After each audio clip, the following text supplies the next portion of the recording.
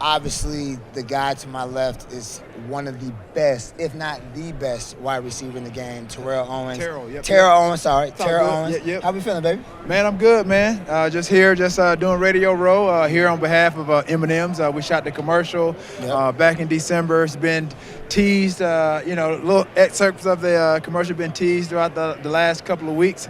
And then they did the reveal, I think, yesterday morning. Okay. Got the full cast on there, so they got to see the other surprise guest, which was Scarlett Johansson. So got a chance to shoot the commercial with her. And the premise of the commercial is that, we're almost champions. Yeah. It's almost kind of like a backhanded compliment in a way. You know what I mean? But I got a chance, obviously, fellow Hall of Famers and Dan Marino, right. Bruce Smith. And like I said, and I'm a peanut butter, I'm an M&M's fan. Okay. But obviously with this campaign right here is peanut butter. Yes. Gotta love some peanut butter M&M's. And so, again, got a chance to work with Scarlett Johansson, which is good. Yeah, which is great, actually. I've seen a few of her movies. Yep. She's phenomenal. She kicking people's butts.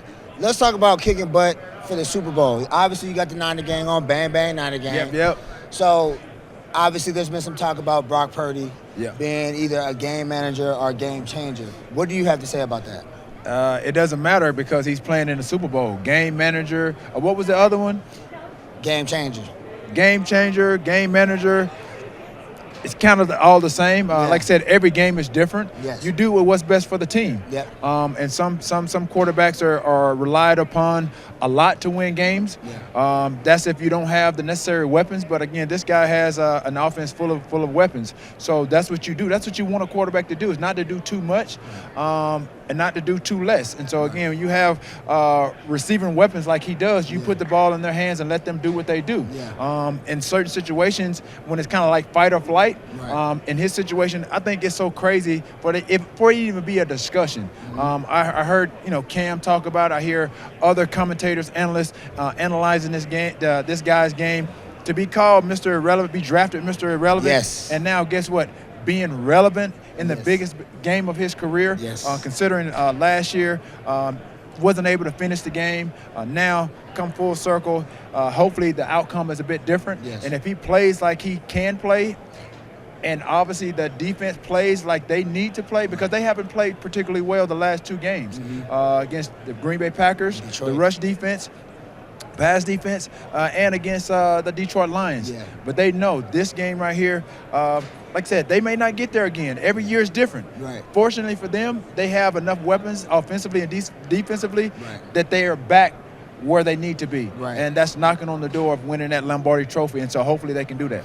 Okay, so you talked about the weapons that Brock Purdy has. Right. So let's talk about a little bit of a comparison to the weapons that Brock Purdy has versus the weapons that you guys had when you were playing. It was you and Jerry back in the day. How would you compare those guys? You with them? We're a little bit more dynamic, Yeah. I would say, not to take anything away from those guys. You look at Debo. Debo is very versatile in what he can do. I don't think I could play receiver and running back. Yeah. But again, it depends on how you utilize Debo. I'm sure, I don't know how he would categorize himself.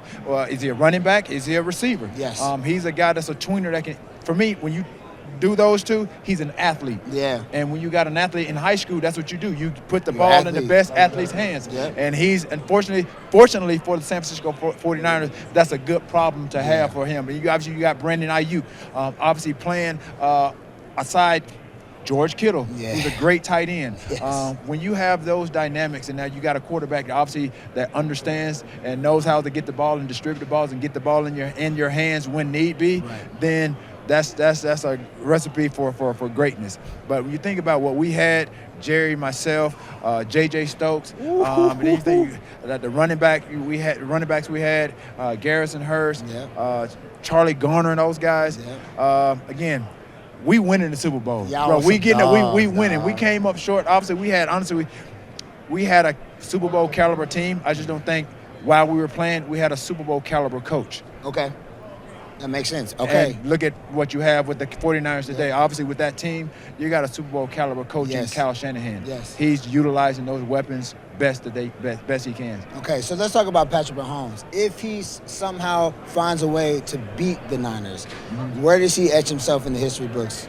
I mean, he's etching it. I mean, he's greatness. I mean, he has 2 Super Bowls already? Yeah. This is his fourth appearance. Fourth appearance.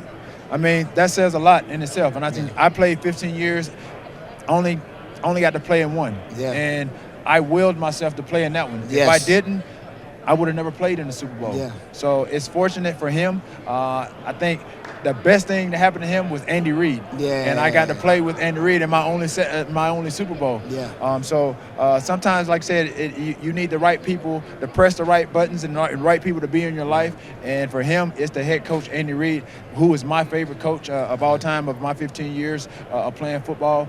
He utilized me to the best of my ability, and that's what he's doing with those guys on the offensive side of the ball. Look what he did to Tyreek Hill's career. Yeah. When Tyreek Hill was considered sort of like a specialist, a slot guy. Yeah. He's a guy. Yeah. He's a guy. Like I said, he's that dude. He's that dude. Okay, so let's talk about this. I know you raced against Ty, but we ain't going to talk about that right now. Yo, he's fast. Yeah, he's fast, but I'm fast too. I know you still got the juice. I know you still got the juice in you. I know you still got the juice. Yeah. But let's talk about this real quick. So you did mention you played in one Super Bowl. Yep. With Philly. Let's talk about the night before the game.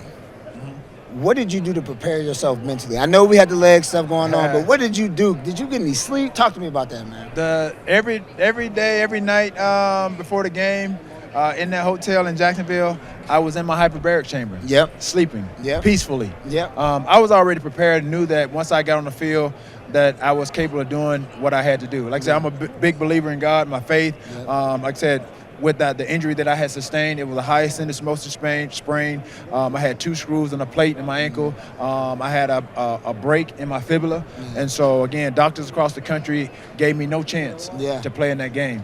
Me believing who I am and what I could do, understanding and trusting the preparation that I put into this game, that was year 9 for me. I knew, and the training staff, the head trainer, who's the head trainer for the Kansas City Chiefs, and Rick Burkholder, and his staff, Eric Sugarman, those got Chris Peduzzi.